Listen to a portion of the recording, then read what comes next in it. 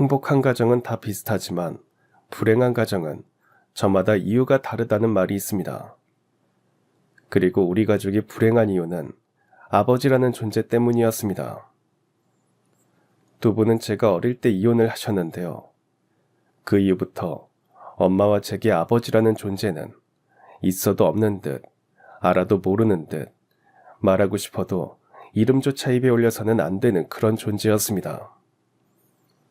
그 이유는 아버지가 엄마에게 씻지 못할 상처를 준 사람이었기 때문이죠. 두 분이 이혼했을 즈음 저는 어려서 정확한 사정은 다 알지 못했습니다. 그저 아버지가 하루아침에 엄마와 저를 버리고 떠났다는 것밖에는 말이죠. 그 뒤 몇 번 정도는 다시 아버지가 찾아온 것 같지만 엄마는 용서하지 않았고 저희는 살던 곳을 떠나 작은 시골에 정착하게 됐습니다. 엄마와 단둘이 살면서부터는 아버지의 이야기는 꺼내는 것조차 금기가 됐어요. 엄마와 제게는 지워진 사람이나 마찬가지였습니다. 어떻게 된 일인지 궁금해도 엄마는 아버지의 이야기를 꺼내는 것도 불편해하는 것 같았어요. 그리고 그런 모습을 저 역시 보고 싶지 않았기에 아무것도 물어보지 못한 채 서로를 의지하면서 살았습니다. 그렇게 훌쩍 20년이 흐른 어느 날, 아버지가 갑자기 저희 모녀를 찾아왔습니다. 입고 있는 옷과 신발은 깨끗했지만 아버지의 상태는 딱 봐도 어딘가 아픈 사람처럼 보였어요. 쪼그라든 어깨, 푹 꺼진 눈, 새까맣게 변해버린 얼굴색을 보니 제 기억 속 당당했던 아버지가 맞는지 의심까지 생길 정도였습니다. 자신의 힘으로 서 있는 것도 힘들어 보이는 아버지에게 엄마는 냉랭하게 말씀하셨어요.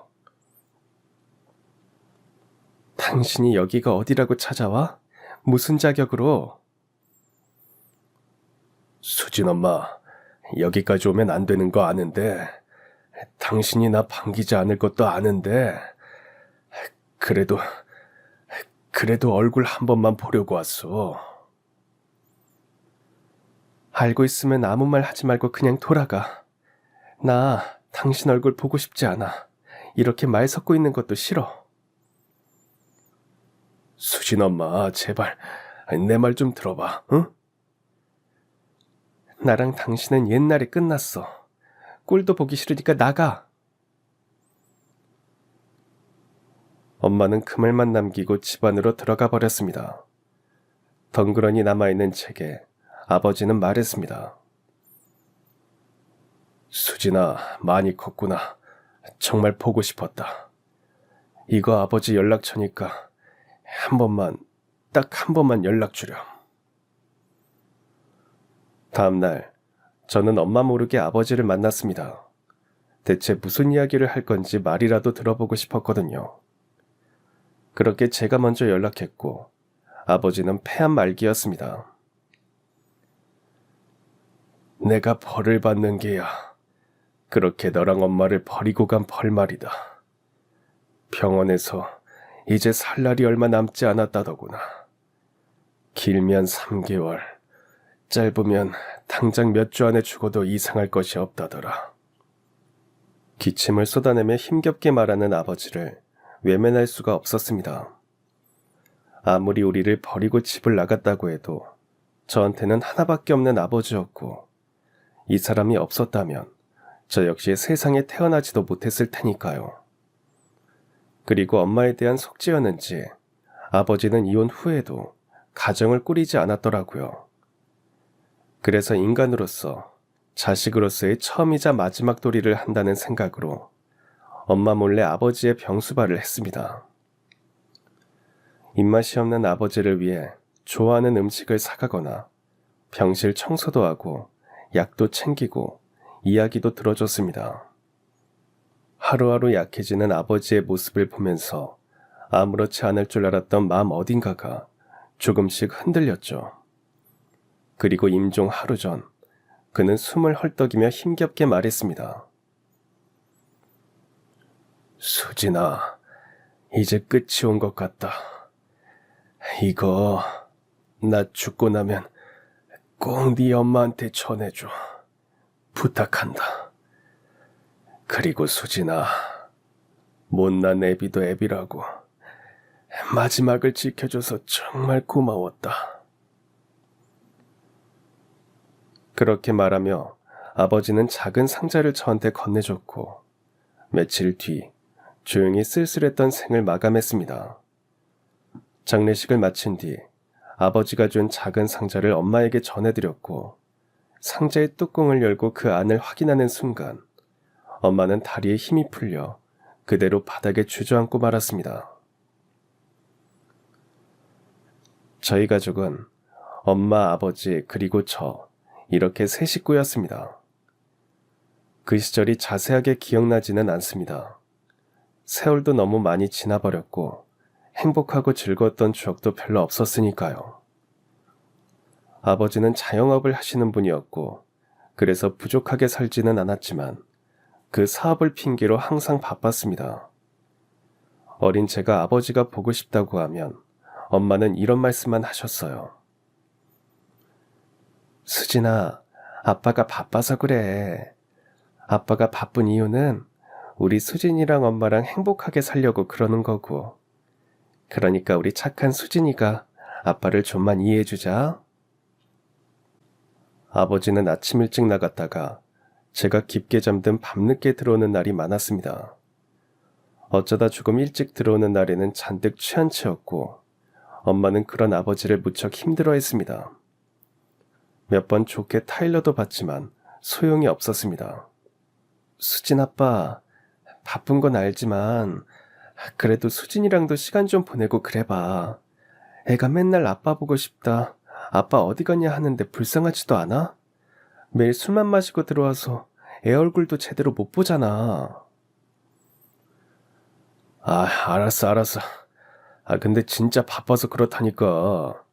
나는 뭐 좋아서 이렇게 매일 술 마시는 줄 알아?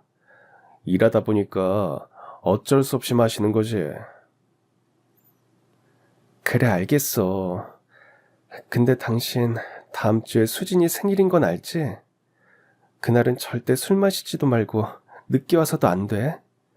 그리고 들어올 때 선물도 사와. 아빠가 전에 자전거 사준다고 해서 지금 엄청 기대하고 있단 말이야. 그래, 알았어. 그날은 무슨 일이 있더라도 일찍 들어올게. 수진아, 생일날 기대하고 있어. 아빠가 최고로 좋은 자전거 사줄게. 하지만 아버지는 그 약속을 지키지 않았습니다. 생일 케이크와 음식을 앞에 두고 아버지가 제 선물을 사서 퇴근하기만을 기다렸지만 밤 10시가 넘어도 아버지는 들어오지 않았고 기다리다 지친 저는 그대로 잠들었고 아버지는 제 생일에도 고주망태가 되어 뒤늦게 들어왔습니다.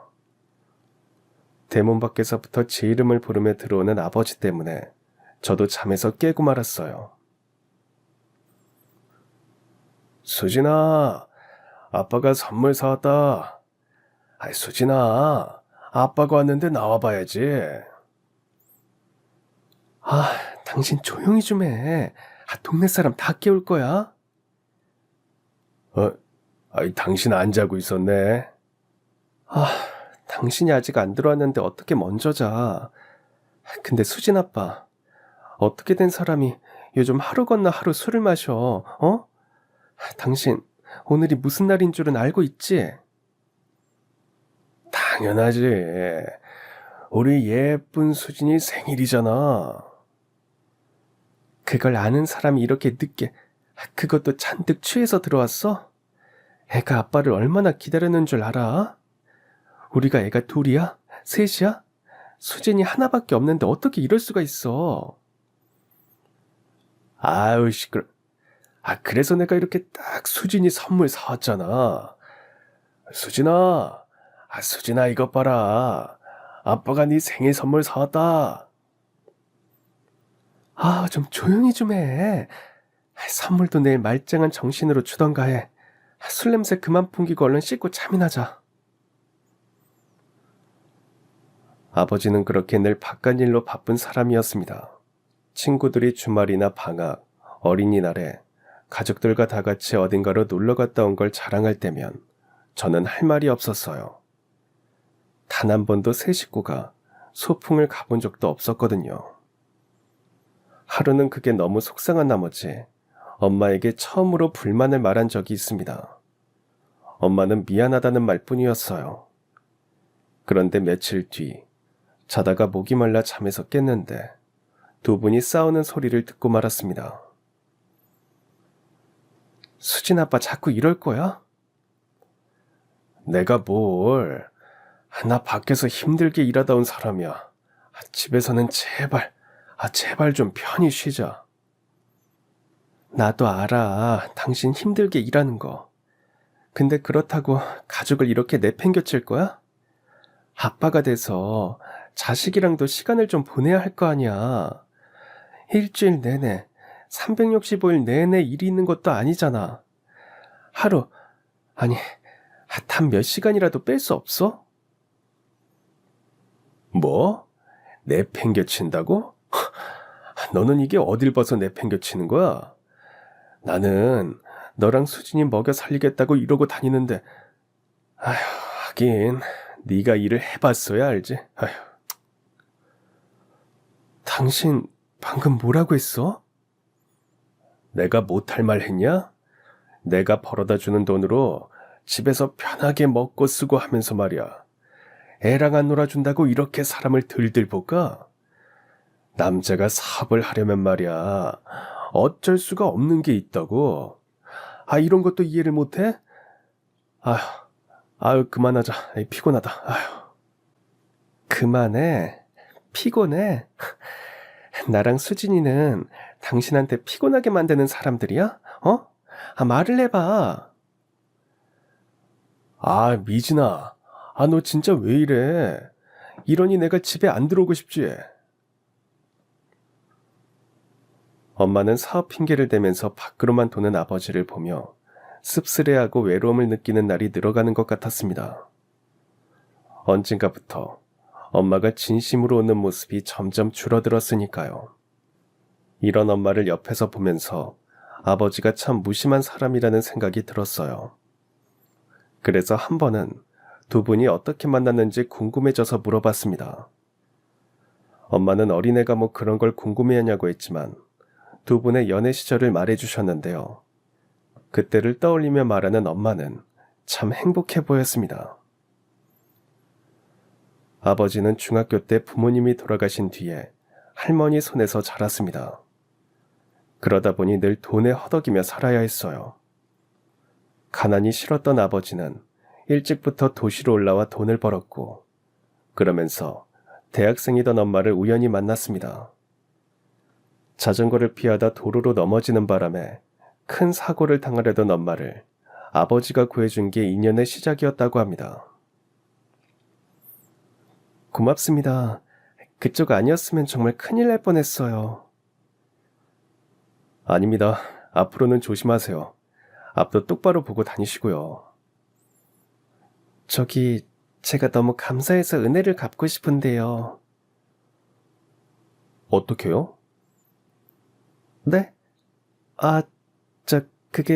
그러니까 고마우시면 차나 한 잔 사주세요. 그거면 됩니다. 우연은 인연이 되었고 곧 두 사람은 연인 사이로 발전했어요. 결혼까지 생각했지만 엄마의 집에서 가진 것 없는 아버지를 반대할 건 불보듯 뻔한 일이었습니다. 결과는 예상대로였어요. 상민 씨, 우리 아버지가 한 말은 잊어버려. 아니야, 틀린 말도 아닌데 뭘. 지금 내가 아무것도 가진 게 없어서 미주 씨랑 결혼하기에는 부족한 게 많지. 나한테 미주 씨는 과분한 사람이잖아. 왜 그런 말을 해, 상민 씨. 설마 우리 집에서 반대한다고 나랑 헤어질 생각 아니지? 내가 어떻게 미주 씨랑 헤어져. 나 절대 못 헤어져. 나 지금부터 악착같이 돈 벌 거야. 그래서 당신 아버지한테 내가 능력 있는 사람이라는 거 기필코 보여드릴 거야. 미주 씨, 나만 믿어. 허락받고 결혼해서 당신 절대 힘들게 안 할 거고 외롭게 두지도 않을 거야. 그때부터 아버지는 엄마와 결혼하려면 내세울 건 경제력밖에 없다는 생각에 더욱 악착같이 일해서 돈을 모았고 작은 식당을 개업했습니다. 다행히 그 식당은 잘 됐고 아버지는 다시 한번 결혼 허락을 받으러 갔는데요. 이런 아버지의 근성을 보고 엄마의 집안에서도 드디어 결혼을 허락했습니다. 엄마는 행복한 듯 그 시절을 회상하다가 어딘가 씁쓸해진 말투로 말했습니다. 결혼 초반만 해도 아빠가 많이 바빴지만 그래도 그때는 네 아빠가 나를 좋아하고 아끼는 걸 느낄 수 있었어. 근데 요즘은 정말 일밖에 모르는 사람이 된 것 같네. 우리 수진이랑도 제대로 놀아주지도 못하고 말이야. 엄마가 대신 사과할게. 그래도 아빠가 지금 일만 잘 해결되면 가족끼리 휴가 한번 가자고 했으니까 너무 서운해하지 말자. 엄마의 말대로 그때 당시 아버지는 지금까지 해오던 식당 사업을 확장하려고 할 때였습니다. 엄마도 아버지에게 중요한 시기라는 걸 알기에 더 이상 별말을 하지 않았어요. 그리고 얼마 후 여름방학을 맞았습니다. 방학 때마다 다른 친구들은 가족끼리 여행을 가고 놀이공원을 간다고 하지만 저는 그랬던 적이 한 번도 없었어요. 말해봤자 달라지는 게 없어서 어디 가자고 조르지도 않았는데 엄마가 먼저 나서서 아빠를 설득했습니다. 수진 아빠, 당신 더 바빠지기 전에 우리 가족여행 한 번만 다녀오자.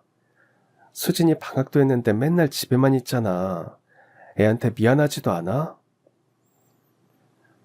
아, 나 바쁜데. 당신도 잘 알잖아. 그래, 알아. 근데 아무리 바빠도 하루 정도는 시간 뺄 수 있잖아. 하루가 안 되면 몇 시간만이라도 만들어봐, 응? 꼭 가야 돼? 아, 요즘 여름 휴가 기간이라서 사람도 많고 피곤할 텐데. 당신 진짜 이럴래? 수진이 친구들은 계약하면 수영장 갔다 바다 갔다 이러면서 맨날 자랑한대. 우리 수진이도 뭐 할 말이 있어야 하지 않겠어? 애가 맨날 기죽어 있는 거 보고 싶어. 알았어.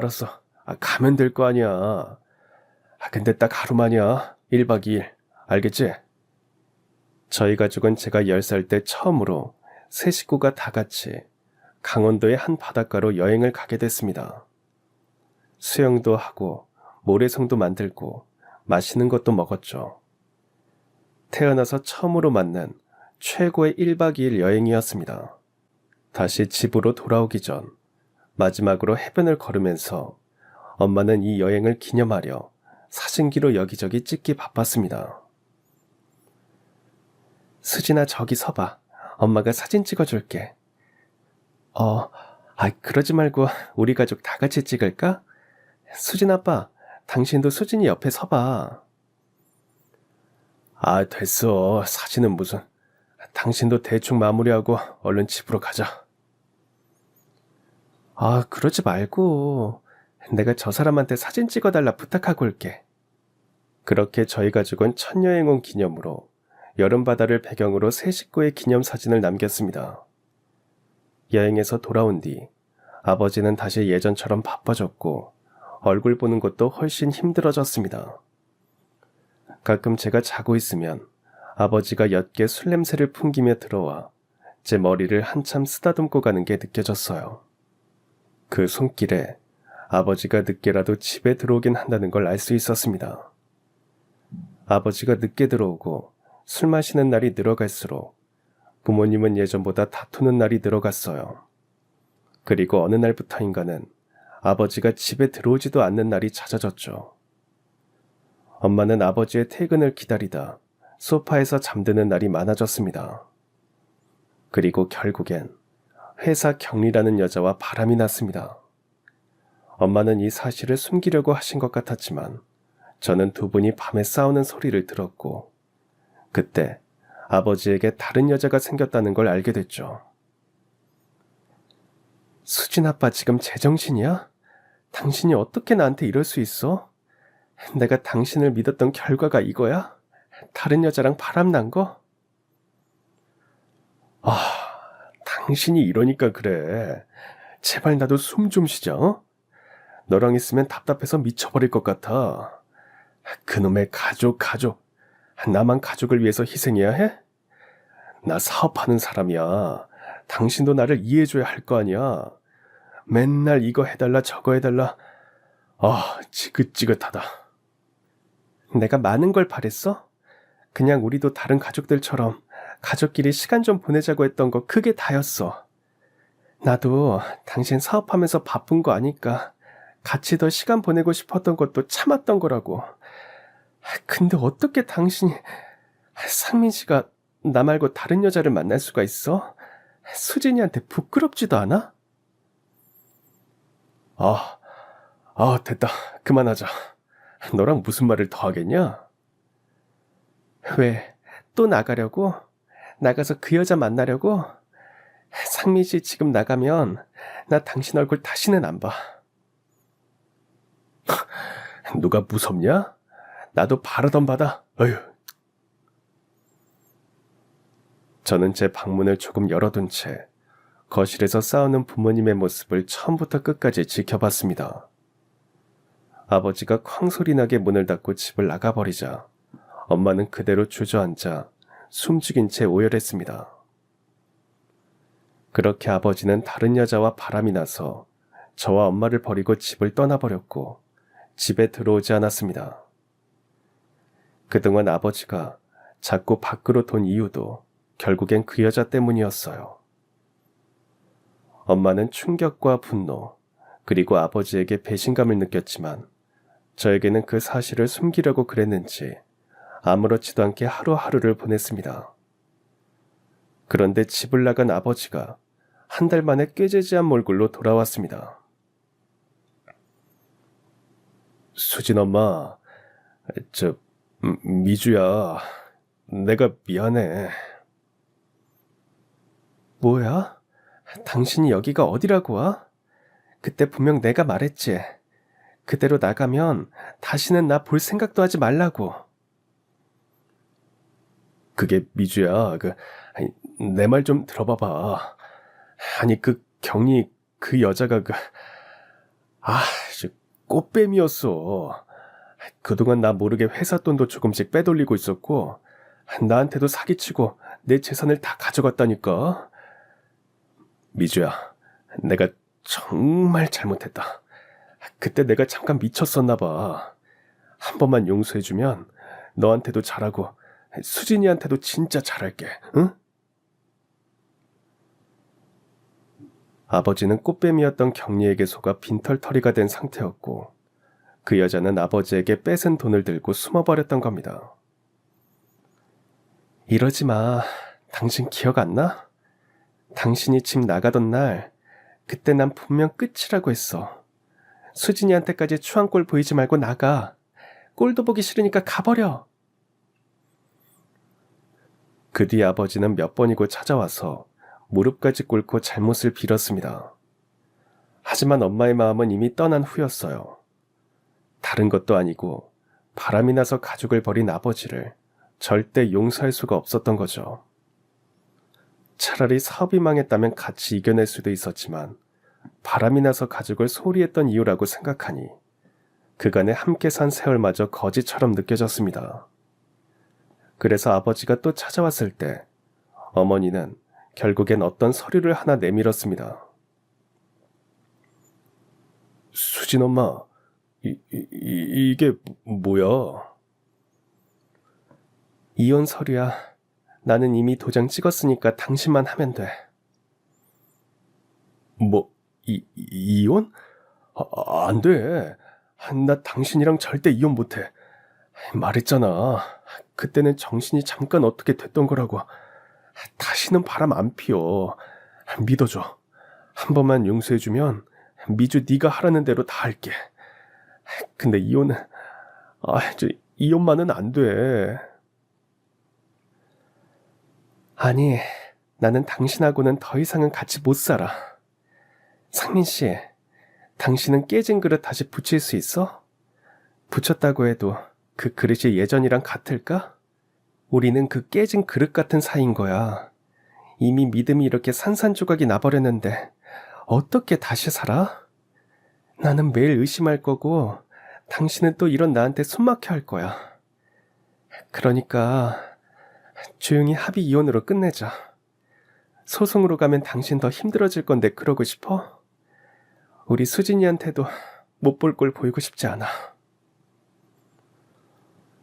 결국 엄마는 아버지에게 도장을 받아냈고 두 분은 이혼했습니다. 그리고 아버지가 다시는 찾아올 수 없도록 엄마는 작은 시골로 저를 데리고 이사를 갔고 이후로 아버지와의 인연은 완전히 끊어졌습니다. 살던 집을 떠나던 날 저는 엄마에게 아버지는 같이 안 가냐고 물어봤었어요. 그때 엄마는 한 번도 들어본 적 없던 싸늘한 목소리로 말했습니다. 수진아, 이제 아빠는 없어. 우리 가족은 너랑 엄마랑 이렇게 두 식구뿐이야. 그러니까 아빠는 이제 찾지 말자.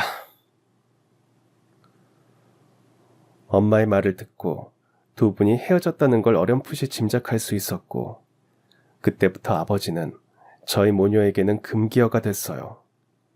그리고 엄마는 이사한 곳에서 다시 시작하겠다 마음을 먹은 것처럼 보였습니다. 아버지가 벌어다 준 돈이 아니라 엄마가 직접 번 돈으로 혼자서 저를 키웠어요.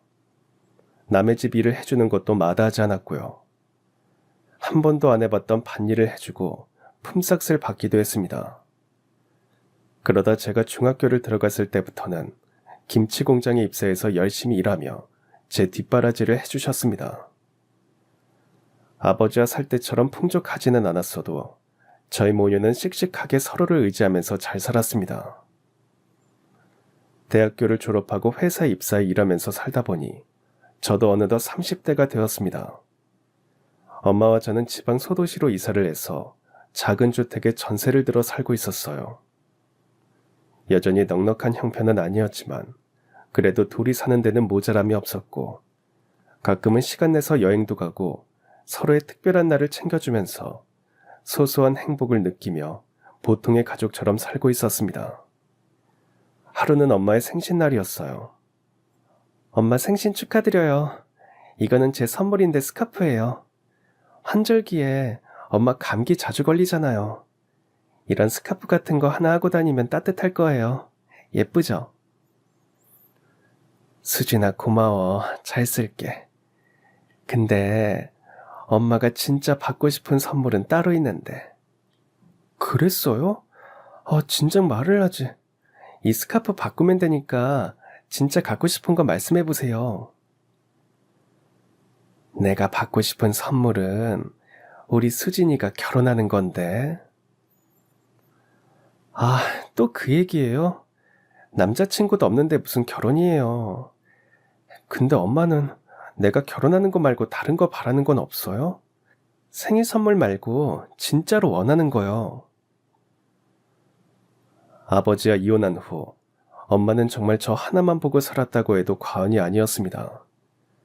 자신은 먹고 싶은 거, 사고 싶은 거 하나도 못 사면서도 제가 원하는 건 다 해주실 정도로 헌신적이었거든요. 그리고 그러기 위해서 어떤 고생이든 마다치 않으셨습니다. 그래서 저는 언젠가부터 엄마가 혼자서 저를 키우느라 포기하신 꿈을 이뤄주고 싶다는 생각을 해왔어요.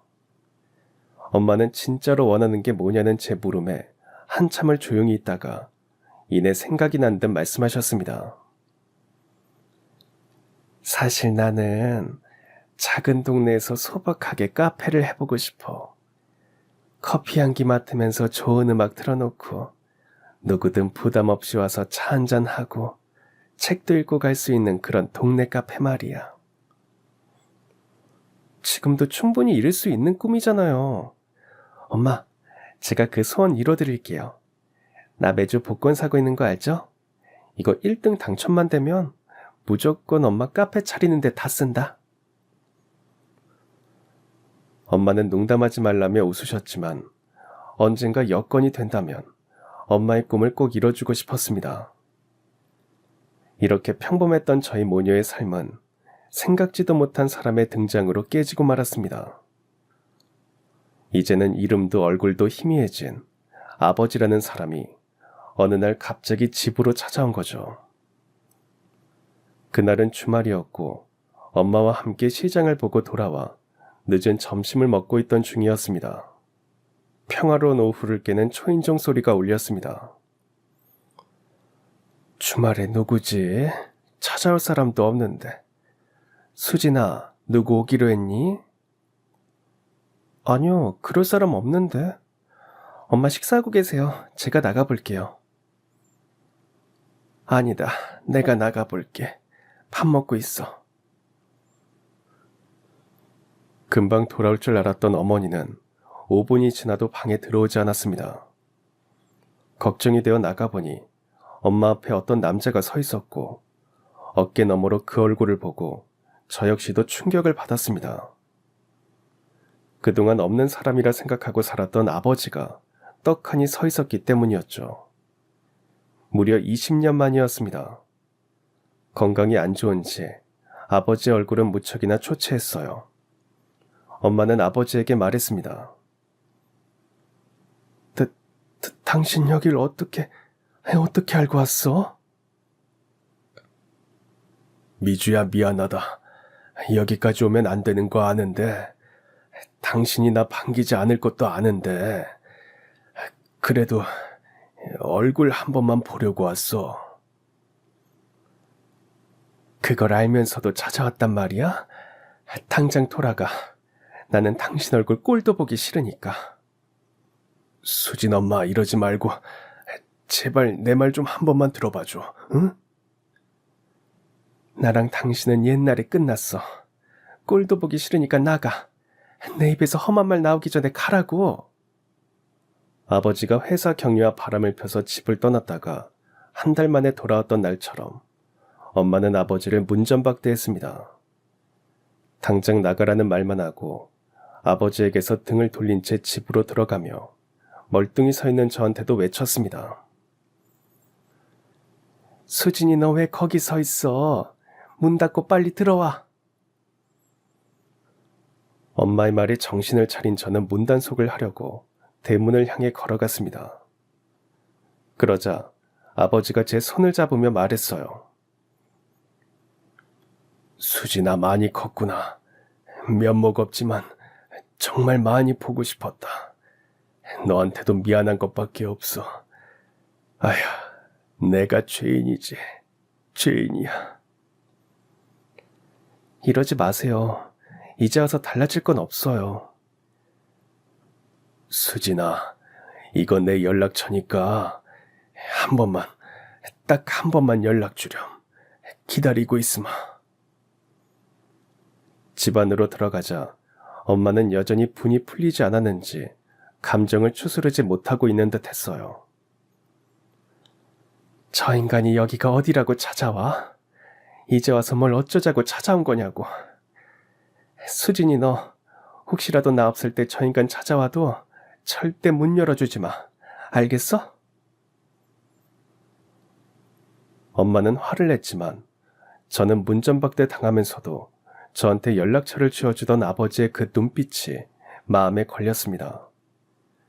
그리고 솔직히 20년간 연락 한 번 없다가 왜 갑자기 찾아온 건지도 궁금했고요. 그래서 결국 알려준 전화번호로 연락을 했습니다. 엄마 몰래요. 저기, 저예요, 수진이. 수진이니? 정말 수진이 맞아? 아휴, 전화 줘서 정말 고맙다. 그날 너 만나고 온 이후로 연락 기다리고 있었어. 정말 고맙다. 그때 하실 말씀 있다고 하셨잖아요. 그랬지. 전화로 할 말은 아닌 것 같고. 수진아, 아빠랑 한번 만나줄 수 있을까? 직접 만나는 것까지는 고민이 됐지만 이렇게 전화까지 한 거 만나보기로 마음먹었고 아버지가 알려준 카페로 나갔습니다. 아주 큰 대학병원 근처에 있는 카페였어요. 수진아, 여기다. 아버지는 웃으면서 반갑게 제 이름을 불렀지만 행색은 여전히 아픈 사람처럼 말이 아니었습니다. 쪼그라든 어깨, 푹 꺼진 눈, 새까맣게 변해버린 안색이었고 손을 흔드는 것도 힘들어 보였습니다. 있는 힘을 다해서 억지로 밝은 척하는 게 느껴질 정도였어요. 그 모습을 보니 애처롭다는 생각이 들었습니다. 대체 그동안 무슨 일이 있었기에 저런 꼴을 하고 다시 나타난 건지 더 궁금해졌어요. 나와줘서 고맙다. 뭐 마셔야지. 저기요. 괜찮아요. 저 금방 들어가 봐야 해서요. 하실 말씀 있다고 하셨잖아요. 딱딱한 제 말투에 아버지는 당황한 듯 했고 이내 주문해둔 차를 몇 모금 마시더니 어렵게 이야기를 하셨습니다. 아버지의 입에서 나온 말은 정말 충격적이었어요. 실은 그게 내가 말이야 폐암 말기란다. 앞으로 살 날이 얼마 안 남았대. 의사가 그러더구나. 길면 3개월이고 짧으면 당장 이번 주에 죽어도 이상한 게 없다고. 아버지의 안색이 안 좋은 건 다 그 이유 때문이었습니다. 너랑 너희 엄마 배신하고 버린 벌을 이렇게 받게 되나 보다. 아프시다는 건 언제 하셨는데요? 나도 얼마 안 됐어. 그동안 사느라 바빠서 몸에 이상이 생겨도 몰랐던 거야. 그저 늙어서 그런가 보다 했었는데 일하다 쓰러져서 병원으로 실려갔다가 그제야 알게 됐지. 죽은 날 받아놓으니까 생각나는 게 가족밖에 없더라.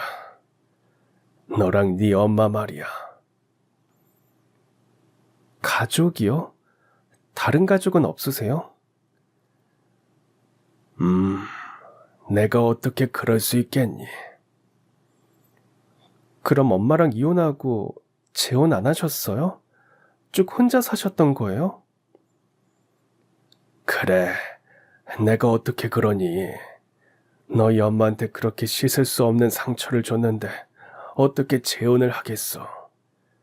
너랑 네 엄마한테 미안해서 도저히 그럴 수가 없었다. 아버지는 그렇게 말씀하시면서 눈물을 보이셨습니다. 저는 아버지가 엄마와 이혼하고 어떻게 살아왔는지 궁금해졌습니다. 저기 그럼 이혼하고 어떻게 사셨던 거예요? 제가 알기로는 그때 사기당해서 거의 빈털털이었다고 했었던 것 같은데요. 맞아, 그랬어. 이혼하고 사과해보려고 살던 집을 찾아가 봤지만 이미 너희 엄마가 떠난 후였어. 아무도 없는 집을 보니 그제야 정신이 번쩍 들더구나. 미주가, 너희 엄마가 진짜 나를 떠났다는 걸 말이야. 하긴 그때는 나도 빈털털이라 미주가 다시 받아준다고 해도 문제였을 거야. 그래서 그때 결심했다. 다시 시작해서 돈을 벌기로. 꼭 성공해서 너랑 엄마한테 지은 죄를 금전적으로라도 보상해주고 싶었어. 아버지는 엄마와 이혼한 후 악착같이 일을 했습니다. 꽃뱀이었던 경리가 돈을 들고 숨어버렸기에 밑바닥부터 다시 시작할 수밖에 없었죠. 창업이라도 하려면 목돈이 필요했고 아버지는 공사판, 폐기물 처리, 식당 주방 등등 안 해본 일이 없었습니다. 그렇게 3년을 이악 물고 일한 끝에 종잣돈을 만들 수 있었고 그걸로 작은 트럭을 사서 토스트를 팔았어요. 다행히 입소문이 나서 또 돈을 모을 수 있었고 그걸로 번듯한 식당을 차려 요식업으로 성공을 거두었습니다. 물론 힘든 날이 너무 많았지만 그때마다 저와 엄마를 생각하며 버텼다고 했습니다. 그런데 다시 재기에 성공했을 때는 이미 건강을 잃은 후였던 거죠. 정말 많이 보고 싶었다, 수진아. 내가 이제 와서 너한테 해줄 수 있는 게 뭐가 있는지는 잘 모르겠다만 지난날의 세월을 보상해 줄 수 있다면 뭐라도 해주고 싶다. 그래서 찾아간 거야. 아버지가 인생의 끝을 앞두고 가장 보고 싶었던 사람은 결국 저와 엄마였던 겁니다. 그리고 용서를 구하려고 돈을 써서 저희가 사는 곳을 찾아냈던 거였고요. 거기까지 듣고 나니 아버지에게 더욱 마음이 쓰였습니다. 저희 모녀를 떠났고 엄마의 믿음을 배신했던 사람이었지만 제게는 아버지였고 나쁜 기억만 있는 것도 아니었기 때문입니다. 여름방학 때 강원도 바닷가에 갔던 기억, 늦게 들어와서라도 자는 제 머리를 쓰다듬으며 아버지가 바빠서 미안하다 말해주던 목소리는 제가 가지고 있던 몇 안 되는 어린 시절의 따뜻한 기억이었습니다. 그래서 저는 결심했습니다. 저기, 그럼 지금은 병원에 입원해 계시는 거예요? 병원에서도 해줄 수 있는 게 별로 없다고 해서 한 번씩 약만 타러 왔다 갔다 하고 있다. 너도 카페 오다가 봤지?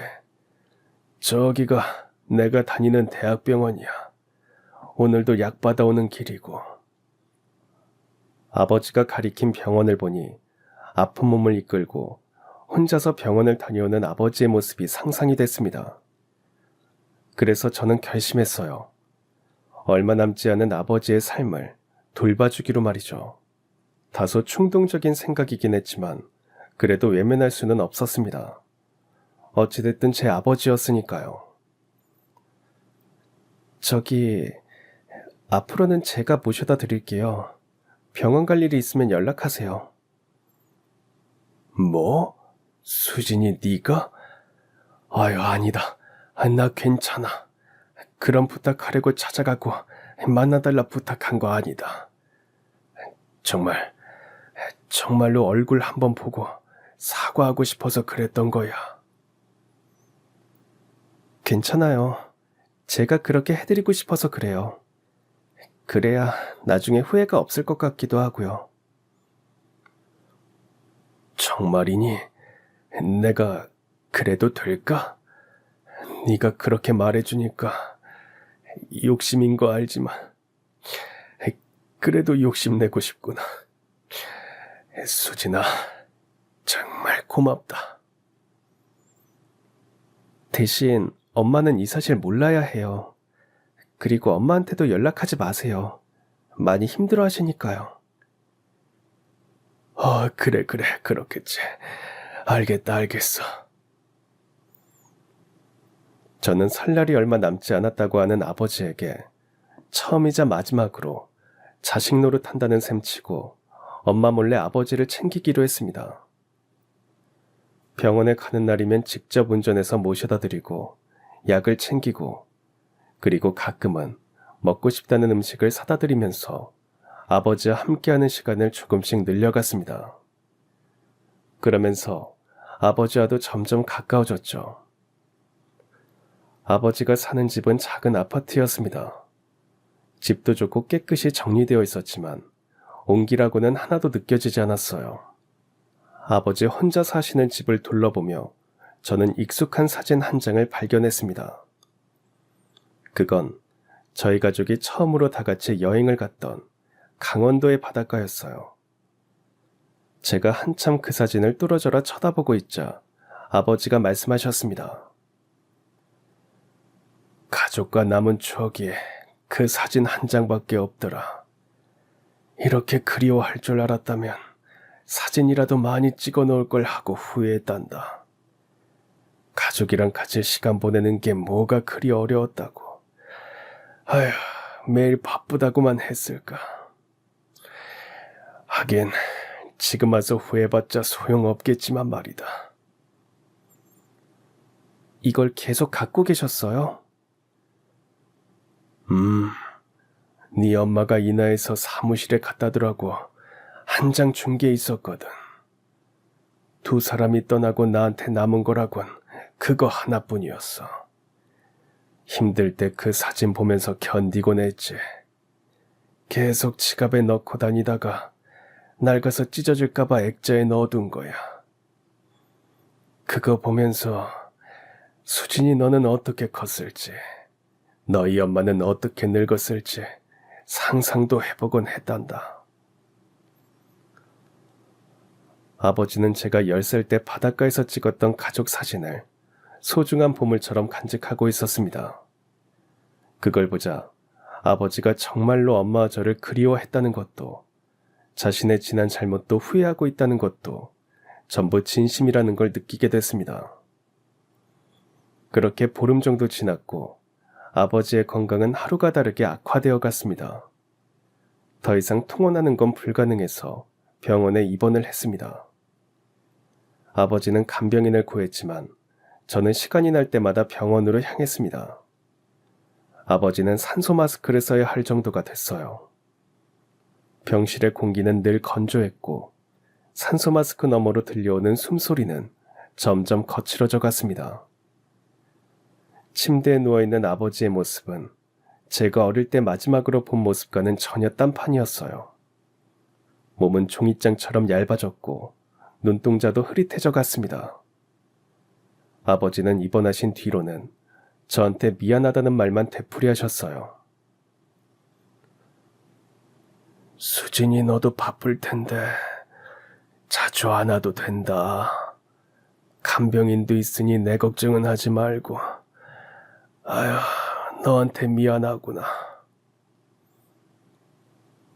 아니에요, 괜찮아요. 제가 오고 싶어서 오는 거예요. 너한테 이렇게까지 할 생각은 아니었는데. 아휴, 미안하다. 나는 진짜 바보였어. 네 엄마랑 수진이 너 다 잃고 나서야 알았지. 힘드신데 더 말씀 안 하셔도 돼요. 그래도 네가 이렇게 있어줘서 마지막은 쓸쓸하지 않아서 너무 좋구나.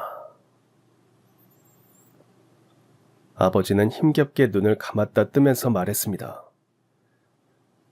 수진아, 이제 끝이 온 것 같다. 그 옆에 상자 보이지? 그거 나 죽고 나면 네 엄마한테 꼭 좀 전해줘. 부탁한다. 그리고 수진아, 못난 애비도 애비라고 마지막을 지켜줘서 정말 고마웠다. 아버지의 말에 저는 울컥 눈물이 차올랐고 어떤 대답도 할 수가 없었어요. 말하려고 입을 열면 그대로 눈물이 쏟아질 것만 같았죠. 아버지는 약기운 때문인지 금방 잠드신 것 같았습니다. 저는 잠든 아버지의 손을 잡았습니다. 엄마가 한 번도 다시 잡지 않았던 손, 저 역시도 10수년간 잊은 척했던 아버지의 손은 뼈만 남아 앙상했지만 어릴 때 바닷가에서 잡아봤던 그 느낌 그대로였습니다. 아버지가 들을 수 있을지는 몰랐지만 저는 그때 다시 만나고 나서도 한 번도 불러드리지 않았던 그 이름, 아버지라는 말을 입 밖으로 꺼내봤습니다. 아버지, 저는 이제 아버지 용서해요. 아버지에게 남은 시간이 이젠 정말 얼마 남지 않았다는 걸 느끼고 저는 엄마에게 그동안 아버지를 몰래 돌봐드렸다는 걸 말씀드렸습니다. 엄마, 말씀드릴 게 있는데 아버지가 찾아왔던 이유가... 아버지? 너한테 아버지가 어딨어? 그 사람 이야기라면 듣고 싶지 않다. 그게 아니라 엄마, 아버지 폐암 말기래요. 그래서 찾아오신 거고요. 엄마랑 헤어지고 나서 미안하셔서 재혼도 안 하고 지금까지 혼자 사셨대요. 그래서 그동안 제가 아버지 시간 날 때마다 돌봐드렸어요. 아휴, 결국 아파서 찾아온 거였어? 돌봐줄 사람이 필요해서? 수진이 너는 그거 알면서도 지금까지 그 사람 돌봐준 거니? 엄마, 그래도 저한테는 아버지잖아요. 처음이자 마지막으로 자식 노릇 하고 싶었어요. 그리고 아버지는 죽기 전에 엄마한테 사과하고 싶어서 찾아오신 것 같아요. 엄마는 제 말을 듣고는 아무 말씀이 없으셨습니다. 이제 아버지한테 남은 날이 얼마 안 남은 것 같아요. 엄마, 나중에 아버지 돌아가시면 제가 장례식 치러드리려고요. 엄마도 오실 거죠? 거긴 내가 왜 가? 그래, 너는 자식이라고 어쩔 수 없다 치자. 하지만 나는 오래전에 이미 이혼했고 우리는 남남이야. 수진이 네가 그 사람 돌보고 장례도 하는 건 내 뭐라 하지 않으마. 근데 엄마한테 장례식 와달라는 건 바라지 마. 나는 정말 다신 보고 싶지 않으니까. 몇 번을 더 설득해봤지만 엄마의 뜻은 완고했습니다. 그리고 며칠 뒤 아버지는 아무도 없는 쓸쓸한 병실에서 조용히 숨을 거두셨습니다. 병원에서 연락을 받은 뒤 장례식을 준비하며 엄마에게도 아버지가 돌아가셨다고 알렸습니다. 엄마는 한숨만 크게 쉴 뿐 별다른 말씀이 없었어요. 저도 계속 설득하지 않았고 장례식에 오지 않겠다는 엄마의 뜻을 존중하기로 했습니다. 그런데 장례식 마지막 날, 엄마는 아버지의 빈소를 찾아왔습니다. 엄마, 안 오신다더니. 그 인간은 밉지만 그래도 수진이 네 아버지니까 마지막 가는 길이라도 보러 왔다. 엄마는 아버지의 영정사진 앞에서 복잡한 표정으로 한참 서 계시다가 마지막 인사를 한 뒤 빈소를 떠나셨습니다. 장례가 끝난 뒤 저는 집으로 돌아왔어요. 그 사람 잘 보내줬니? 수진이 너도 피곤하겠구나. 얼른 쉬어라. 저기 엄마, 여기 좀 앉아보세요. 드릴 게 있어요. 이거 아버지가 돌아가시면 엄마 드리라고 했던 거예요.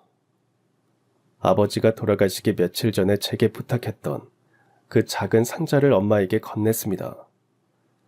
아무 말 없이 상자를 받은 엄마는 조금 망설이는 듯 하시더니 상자를 열어보셨습니다.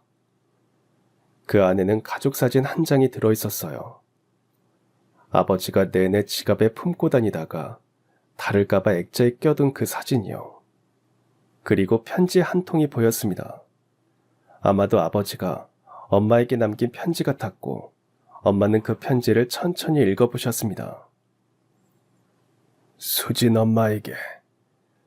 결국 나는 가장 소중한 걸 잃고 나서야 그게 내 삶에서 얼마나 중요했는지 알게 된 인간이야. 나는 너의 희생도 외로움도 아무것도 몰라줬어. 그 잠깐의 욕망을 이기지 못하고 바보같이 모든 걸 내 손으로 망가뜨렸지. 그래서 나는 벌을 받게 된 거야. 삶이 얼마 남지 않았다는 걸 알게 됐을 때 떠오르는 건 미주 너와 우리 딸 수진이 뿐이었어.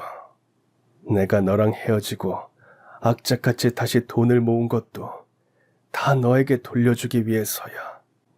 이걸로 그 모든 세월과 당신이 받은 상처가 없던 것처럼 되지도 않겠지만, 그리고 내가 용서받을 수 없다는 것도 잘 알고 있지만, 그래도 당신이 평생 지고 살아왔던 짐과 고통을 조금이라도 덜어낼 수 있다면 좋겠다. 당신에게도 수진이에게도 미안하고 또 고마워. 편지에는 엄마에게 용서를 구하는 아버지의 진심이 적혀 있었습니다. 편지를 다 읽고 난 엄마는 이 한마디만 하셨어요. 그래도 그 사람 마지막까지 후회는 남기지 않으려는가 보구나. 상자 안을 살펴보니 그 안에는 가족사진, 편지, 그리고 아버지가 일궈온 재산을 엄마와 딸인 저에게 남긴다는 유언이 적힌 서류도 있었습니다. 엄마, 아버지 재산을 다 우리한테 남기고 가셨나 봐요. 수진아, 나는 됐다. 그 사람 거라면 솔직히 하나도 받고 싶지 않아. 내가 지금 부족하게 사는 것도 아니잖니. 그러니 내 몫으로 남긴 것까지 자식인 네가 다 가져라. 엄마, 아버지가 엄마한테 미안해서 남긴 돈이잖아요. 엄마는 그거 받을 자격 차고도 넘쳐요.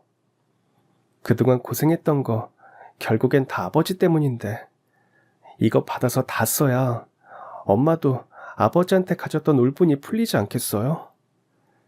그 유산은 평생 고생만 하고 산 엄마의 보상금이에요. 이 돈으로 엄마가 집을 사고 싶으면 사고 하고 싶은 거 있으면 하세요. 하고 싶은 거? 네, 엄마 하고 싶은 거요. 아버지랑 이혼하고 저 키운다고 이제까지 고생만 하셨잖아요. 저도 다 컸고 이제는 하고 싶은 거 하시면서 엄마의 삶을 사셨으면 좋겠어요. 아 참, 엄마 전에 작은 카페 차리고 싶다고 하지 않았어요? 예전부터 나이 들면 이루고 싶은 꿈이라고 하셨잖아요. 아버지가 남긴 돈으로 그 꿈을 이뤄보면 어때요? 제 말을 듣고 엄마는 한참 동안 상자 안을 들여다보며 깊은 생각에 빠진 듯 보였습니다. 아버지가 세상을 떠나고 몇 달 후, 엄마는 그 유산으로 작은 카페를 개업했습니다. 오픈날, 저는 예쁜 화분을 사들고 카페에 갔습니다. 엄마, 카페 오픈 축하드려요. 이제 여기서 엄마가 꿈꾸던 인생을 만들어 보는 거예요. 그래, 고맙다. 결국 네 아버지가 내 꿈을 이뤄주긴 하는구나. 사실 내가 카페 열고 싶어 했던 거 너희 아버지도 알고 있었어. 결혼하면서 둘이 미래를 말할 때 자식들 다 결혼시키고 나면 둘이서 같이 조용하게 카페 열고 살자고 했었지. 결국엔 이렇게 나 혼자 남게 됐지만 말이다. 아버지가 엄마의 꿈을 기억하고 있는지는 모르겠지만 그래도 죽어서라도 그 꿈을 이뤄주게 됐으니 다행이라는 생각이 들었습니다. 엄마는 카페 한쪽, 햇빛이 제일 잘 들어오는 곳에 강원도에 가서 찍었던 가족 사진을 놓아뒀습니다. 햇빛을 받아 반짝이는 사진 속에는 어린 날의 추억이 예쁘게 빛나고 있었습니다. 그날 이후 엄마는 예전처럼 아버지 이야기를 꺼내지 않았습니다. 다만 아침마다 카페 문을 열며 유리창을 닦을 때면 아주 잠깐 창밖을 바라보며 무언가를 떠올리는 듯한 눈빛을 보였습니다. 작고 따뜻한 카페에는 늘 은은한 음악이 흐르고 엄마는 커피를 내리며 오랜 꿈이었던 가게를 지키고 있습니다. 엄마는 그 공간에서 과거에 받았던 상처를 조금씩 치유해 나가고 있는 것 같습니다. 저는 가끔 그런 엄마를 보며 생각합니다. 누군가를 용서한다는 것은 그 사람을 위해서가 아니라 결국 자신을 위한 일일지도 모른다고요. 엄마는 여전히 창밖을 가끔 아무 말 없이 바라보곤 하십니다. 그 시선을 따라가 보면 거기에는 더 이상 미움도 아픔도 원망도 없는 것 같아요. 그저 바람에 흔들리는 나무 그림자와 오늘의 햇살이 있을 뿐입니다. 그리고 저는 엄마의 꿈이었던 그 작은 카페에서 누구의 아내, 누구의 엄마가 아니라 박미주, 엄마 자신의 인생을 멋지게 꾸려나갈 거라 믿어봅니다. 그럼 지금까지 사연 들어주셔서 감사합니다. 사연이 재밌으셨다면 구독과 좋아요 부탁드려요. 감사합니다. 안녕히 계세요.